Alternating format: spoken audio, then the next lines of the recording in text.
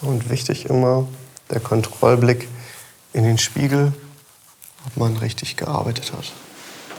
Ein Wrack soll es werden. Die Königsdisziplin in der Herrenschneiderei. Dominik Häusler ist Gewandmeister in Stuttgart mit ganz eigenem Designstil. Alle meine Anzüge haben so einen leichten 1920er-Touch. Der Frack, den wir hier produzieren werden, wird auch die Silhouette haben von denen, die ich schön finde. Ich mische es heimlich rein. Und wenn der Kunde sagt, er ist damit voll zufrieden, bin ich umso glücklicher.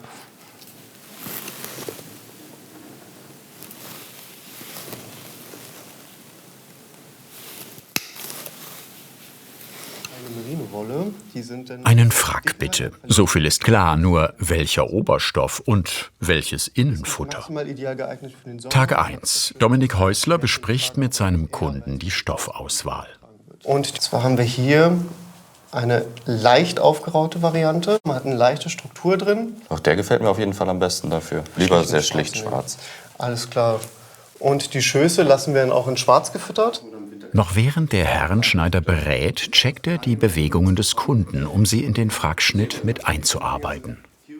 Ich beginne ganz gern mit Smalltalk, sobald der Kunde reinkommt. Und dort merkt man ganz gut, in welcher körperlichen Lage er sich befindet. Weil dort kommt man natürlich aus dem Alltag raus. Und dann beobachte ich oft die Person von der Stoffberatung bis zum Spiegel. Der Kunde bekommt davon nichts mit. Er konzentriert sich auf die Auswahl des Innenfutters. Der gefällt mir schon sehr gut. Dieser hier? Ja.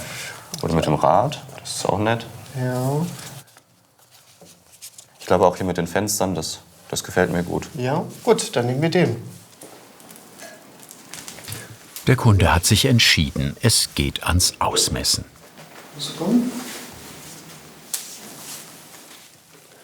An der Position tragen Sie wahrscheinlich auch Ihre Hose. Ja, genau. Gut. Das Wichtigste ist wirklich die Taille, weil da ist der schmalste Punkt vom Körper. Den brauchen wir auf jeden Fall.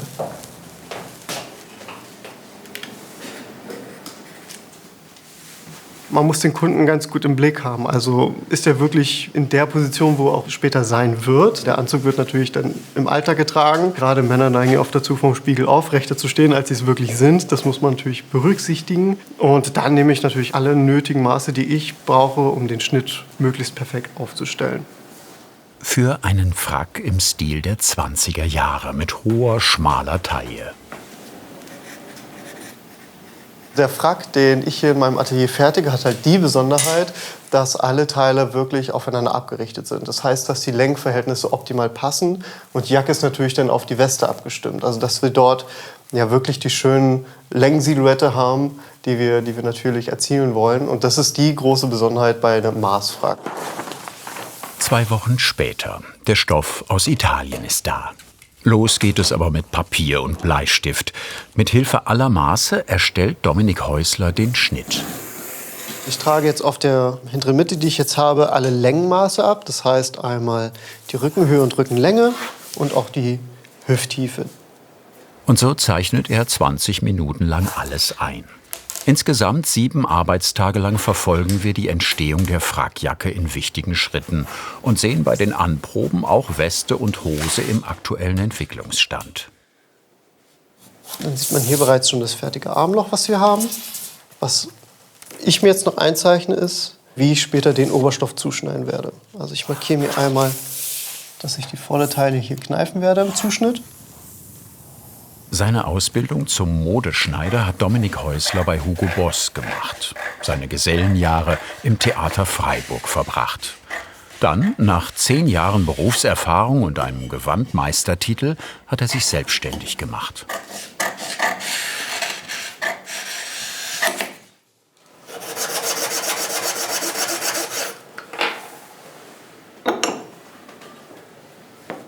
Der Oberstoff. Reine Schurwolle. Also im Normalfall, wenn ich den Stoff auslege, kontrolliere ich erstmal, ob irgendwo ein Fehler drin ist.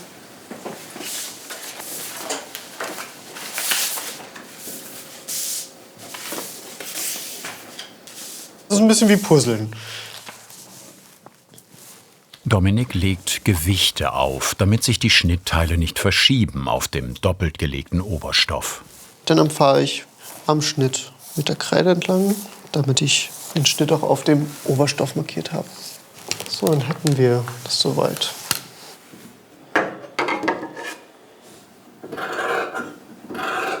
Zuschneiden. So, dann hätten wir alle schnittfertigen Teile. Hier haben wir den Ärmel, das Vorderteil mit den beiden Seitenteilen, das Schoßteil und den Rücken.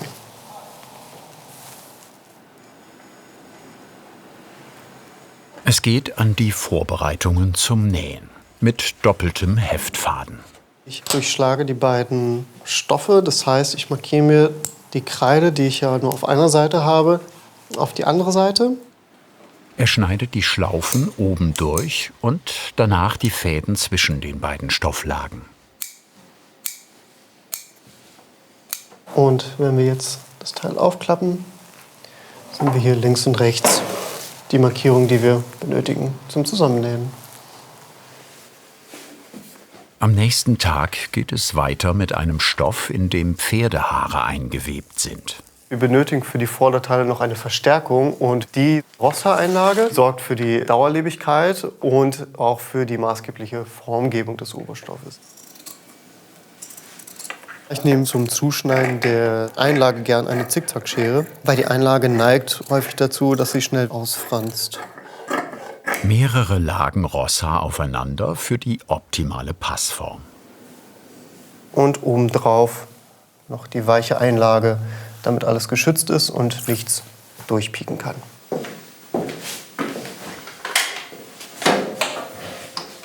Wir haben jetzt die ganze Einlage aufeinanderstufig gelegt und grob zusammengeheftet. Und jetzt wird sie mit einer Blindschichtmaschine zusammengenäht. Das ist ein Stich, der ist halt elastischer. Damit die Einlage der Körperform nachgibt. An der normalen Nähmaschine schließt Dominik einige Nähte im Oberstoff. Sie heißen dann beim Schneider auch Schließnähte. Wir können den Ärmel soweit schließen, den Abnäher im Vorderteil und auch den Abnäher im Schoßteil. Nähte, die er auch nach der ersten Anprobe sicher nicht mehr auftrennen muss. Aus 2D wird 3D. Am Vorderteil bügelt Dominik die Armkugelrundung ein. Noch so ein Schneiderwort: dressieren. Auch der Kragen wird dressiert. Also es gibt einmal die Damenschneiderei und die Herrenschneiderei. Und wir im Herrenfach modellieren viel mehr mit unseren Händen. Wir bügeln den Stoff wirklich in einer Kundenform. Und das hat die Damenschneiderei eher nicht. Sie machen eher viel über den Schnitt. Und das ist der ganz grobe Unterschied.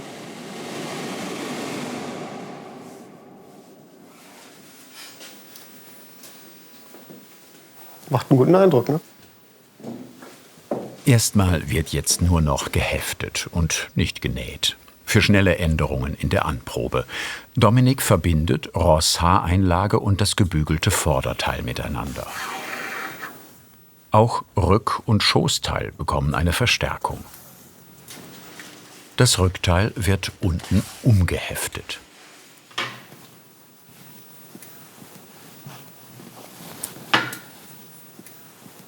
Wir haben den Rumpf soweit fertig. Jetzt können wir endlich den Schoß anheften.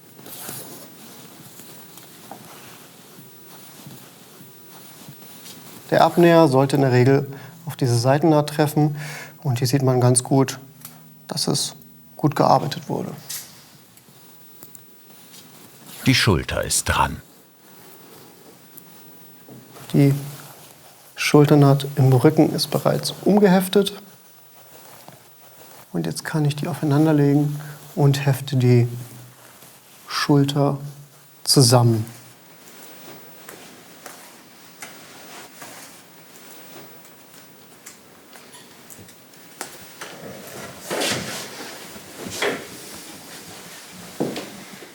Jetzt nur noch Ärmel und Kragen anheften, dann ist alles fertig zur ersten Anprobe morgen.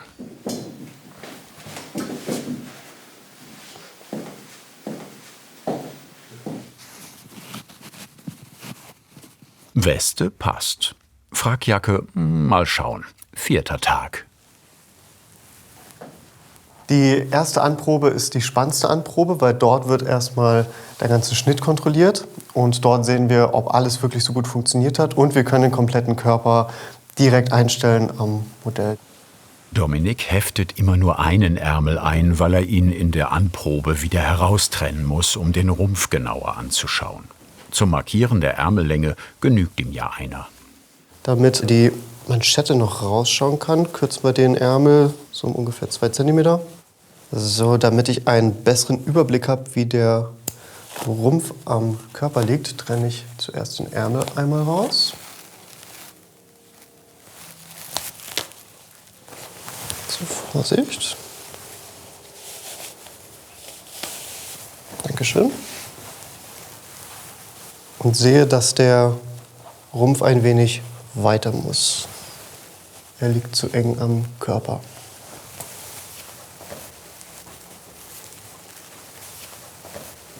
Jetzt würde ich hier diese Naht auftrennen, damit wir das ganze Vorderteil nach vorne kriegen.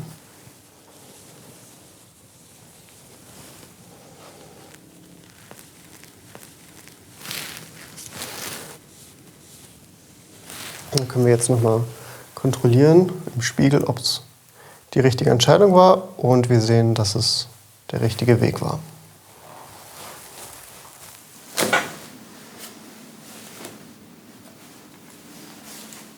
Es ist ein wenig frustrierend, die Arbeit nach der Anprobe, weil alle Teile werden jetzt wieder komplett auseinandergenommen, damit wir die Änderungen alle einzeichnen können. So, dann hätten wir alle Teile so weit auseinander.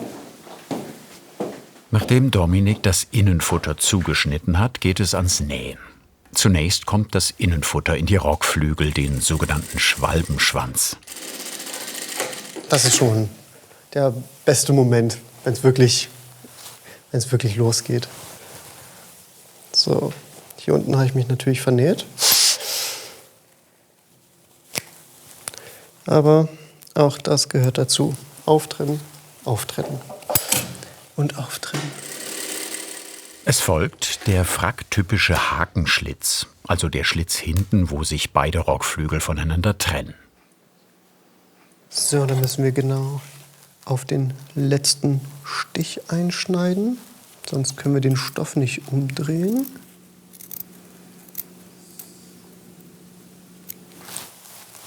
Können wir jetzt hier den Stoff einmal drehen und können den exakt so abnähen, wie wir es auch eingezeichnet haben. Dann würde der Schlitz automatisch im rechten Winkel runterfallen.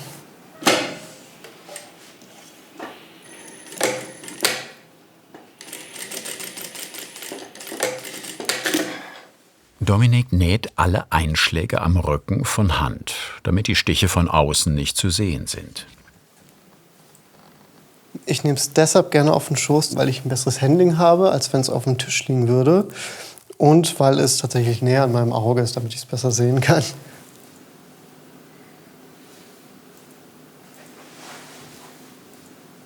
Weiter geht es mit dem Revers. Das ist der vordere umgeschlagene Teil des Kragens. Dominik zeichnet sich die Zuschnittkante ein. Oberstoff und Einlage sind bereits vernäht und mit 2 Bändern verstärkt für den besseren Fall des Revers.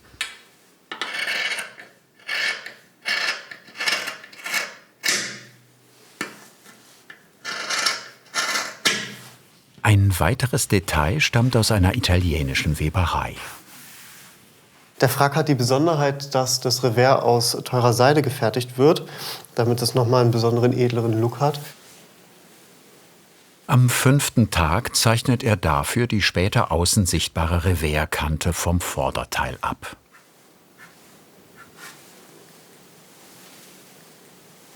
Die später innen liegende Form zeichnet er mit einer Schablone.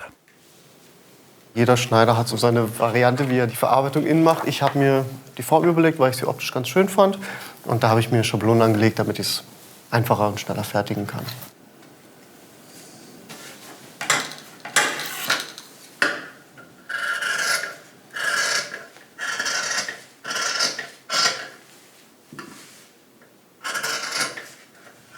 Um ein zusammenhängendes, großes Innenfutterteil zu bekommen, vernäht er verschiedene einzelne Futterzuschnitte und den Seidenzuschnitt miteinander.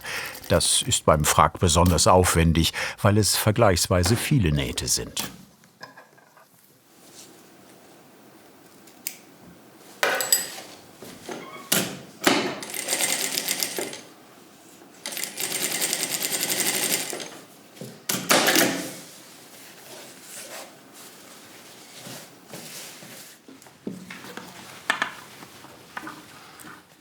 Die Seide vernäht er dann mit dem Oberstoff.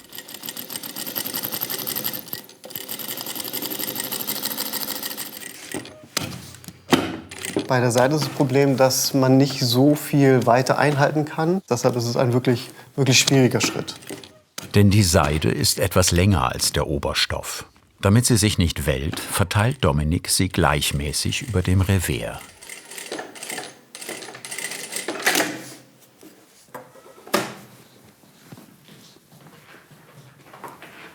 Das Revers soll gebügelt werden.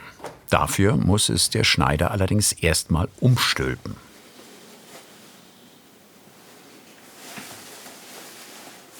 Fingerspitzengefühl ist gefragt.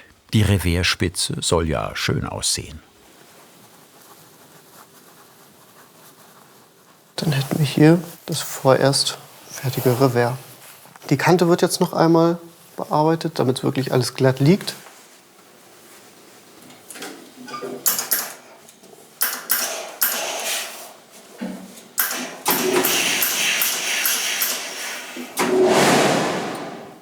Damit die Reversklappe rollt, heftet sie Dominik mit spezieller Technik. Erst später wird er sie dauerhaft fixieren. Durch die Stiche hier, die ich setze, arbeite ich immer ein bisschen Stoff Richtung Kante ein, damit wir wirklich eine rollende Klappe haben. Ich ziehe zum Befestigen ein wenig Material mit dem Daumen Richtung außen und befestige es mit dem Stich. Dann haben wir hier genügend Weite, damit sie es gut legt. Dominik näht das seitliche Flankenteil an das Vorderteil. Oberstoff an Oberstoff.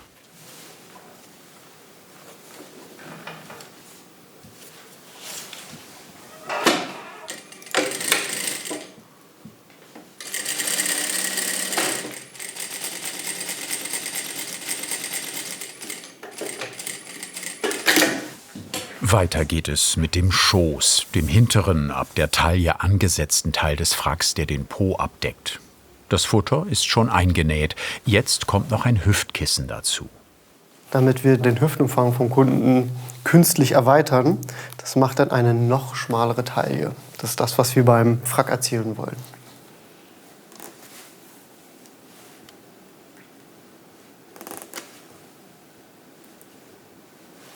Dann näht er den Schoß an den Rumpf.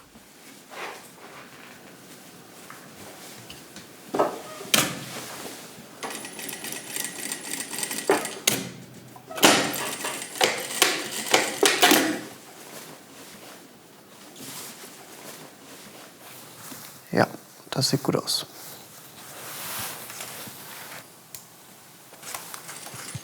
Es folgen Schoßfalte und Flankennaht.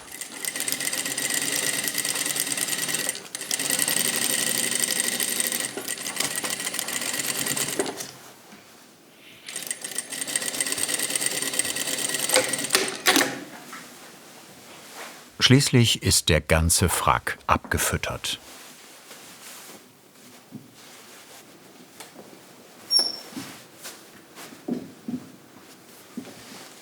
Der Schneider beginnt seinen 6. Arbeitstag mit dem Armloch. Bevor wir die Schulter schließen, müssen wir jetzt noch das Armloch einzeichnen. Da hat sich in der Anprobe eine Änderung ergeben.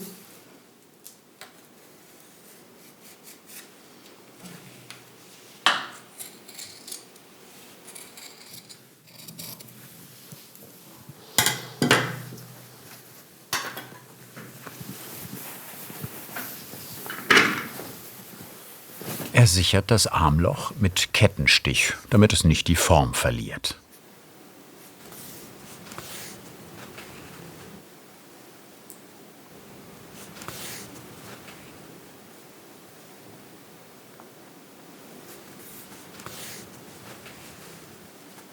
Wir haben jetzt die Schulternaht vom Oberstoff geschlossen und das Polster ist auch eingearbeitet. Jetzt fehlt nur noch das Futter. Das heißt, wir richten uns jetzt hier die Futternaht ab, können sie festheften und dann auch von Hand befestigen.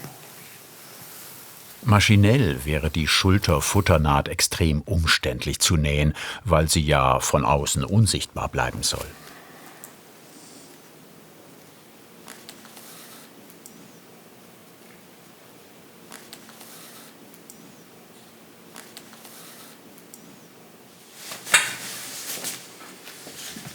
Das Ärmelfutter ist immer in weiß gehalten, was auch mal eine kleine Abwechslung ist.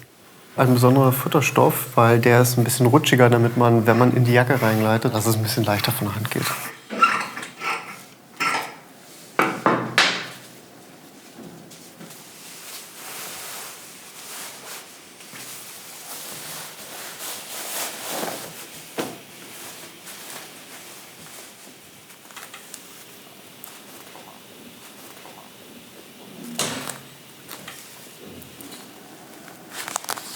Den Handstich nennt man Anstaffieren. Das ist einer der wichtigsten Stiche in der Herrenschneiderei.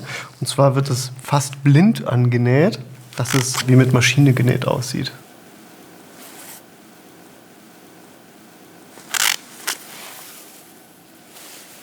Den Ärmel heftet er am Rumpf ein.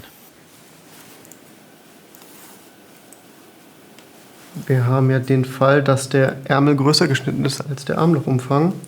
Deshalb müssen wir die Weite gut einbringen. Und ich persönlich mache es gerne so, dass ich die Weite immer mit meinem Daumen ein wenig heranschiebe und dann gleich mit dem Heftstich befestige, damit sich nach und nach die Weite gut im Armloch verteilt.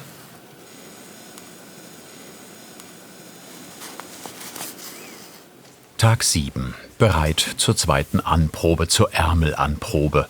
Beide Ärmel sind nur angeheftet und können in ihrer Position noch geändert werden. Auch der Kragen ist bislang nur aufgeheftet. Wir haben ja einiges noch geändert gehabt. Da kontrollieren wir, ob das soweit passt. Vorne die Länge sieht schon mal sehr gut aus. Macht hier einen guten Abschluss. Hier vorne, wie sitzt es jetzt so? Gefallen mir sehr gut. Super.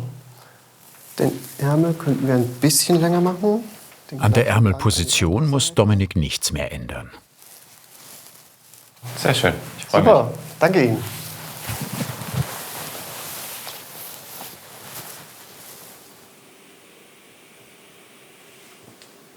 Dem Frack geht es jetzt an den Kragen. Der Gewandmeister gestaltet die Außenform freihand.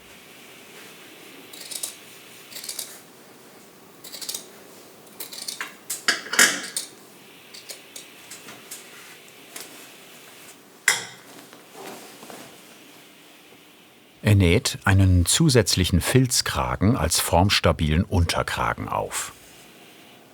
Ich mache es ganz gerne mit dem Kreuzstich, weil ich ihn optisch am schönsten finde. Bisher hat es, glaube ich, noch keinem Kunden groß interessiert, wie der Kragen aufgenäht ist. Mich interessiert es, weil ich es schön finde. Ein Nähgut für den Schneider.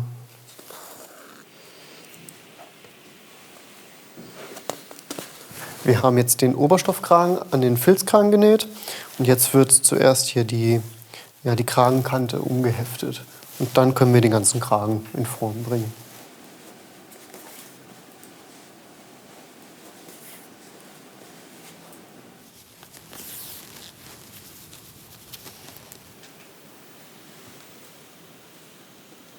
Kragenstoff und Seide des Revers werden miteinander verbunden. Ein Meisterstück. Hier haben wir eine ganz besondere Naht, nämlich die Crochetnaht. Und das hat man als allererstes, wenn man auf den Anzug schaut. Und daher sollte man da wirklich sehr genau arbeiten. Wenn da ein Fehler passiert, sieht man es direkt. Im Leiterstich geht es von Kante zu Kante.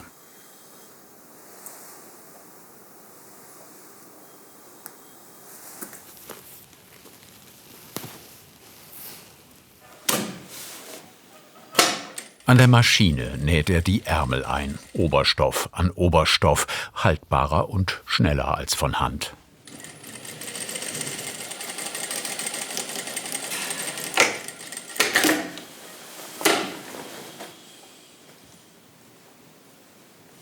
Damit die Ärmel später einen guten Stand haben, bringt er zusätzlich eine Watte- und Rosshaareinlage ein.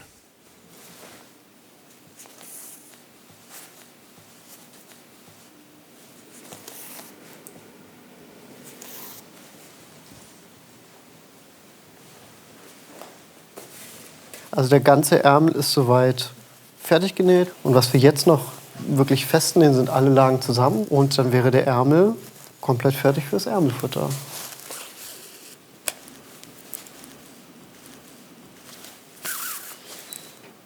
Auch das Ärmelfutter staffiert er an.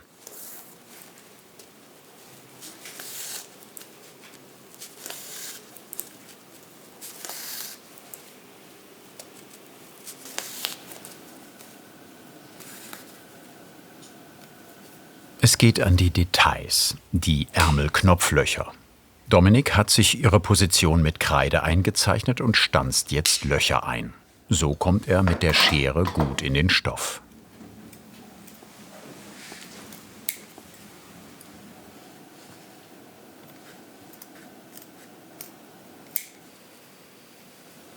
Sechs Ärmelknopflöcher hat der Frack. Jedes einzelne umsticht er von Hand.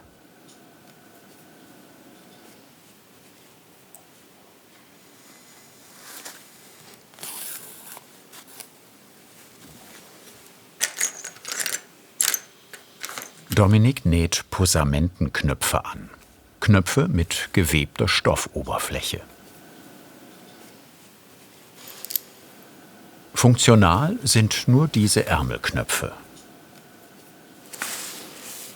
Die Knöpfe hinten und an der Front sind reine Zierde. Eine Frackjacke wird niemals geschlossen.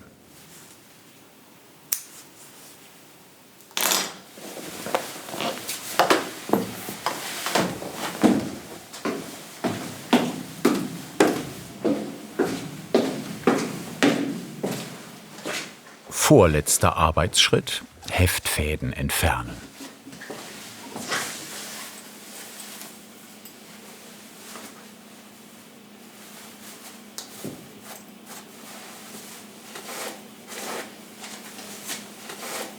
Es ist ein wenig so die Ruhe vorm Sturm. Bevor es wirklich finale losgeht mit dem Bügeln, kann man hier noch mal ein bisschen seine Arbeit kontrollieren und bewundern, was man geschafft hat.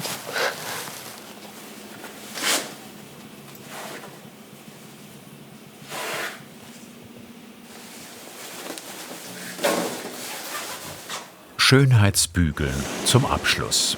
Dominik glättet die ganze Frackjacke. Danach wird sie fertig sein zur Abgabe an den Kunden. Ah ja, da bin ich jetzt mal gespannt. Das sieht doch nach was aus.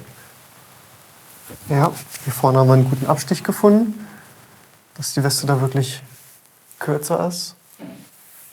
Die Arme haben wir noch mal ein bisschen geändert. Ja, finde ich sehr gut. Super. Hier haben wir noch genügend Weite, dass man auch noch genug hat zum Tanzen. Dann würde ich sagen, bist du bereit für die Benutzung? Großartig. Vielen Dank. In dem Frack ist wirklich viel Arbeit reingeflossen. Wir haben wirklich eine schöne Silhouette erhalten. Man hat noch genug Beweglichkeit, aber es ist trotzdem noch eng anliegend. Und ich finde, das Ergebnis ist wirklich sehr schön geworden. Mit Highlights. Eine glatte, glänzende Revers-Klappe. Akkurat gearbeitete Details.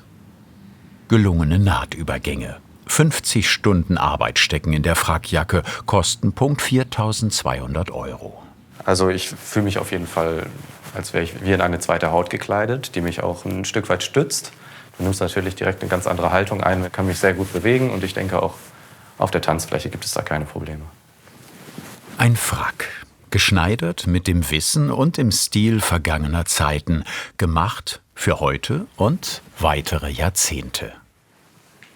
Was hat dich am meisten an dieser Handwerkskunst begeistert? Schreib es uns in die Kommentare und wir freuen uns natürlich über dein Kanalabo.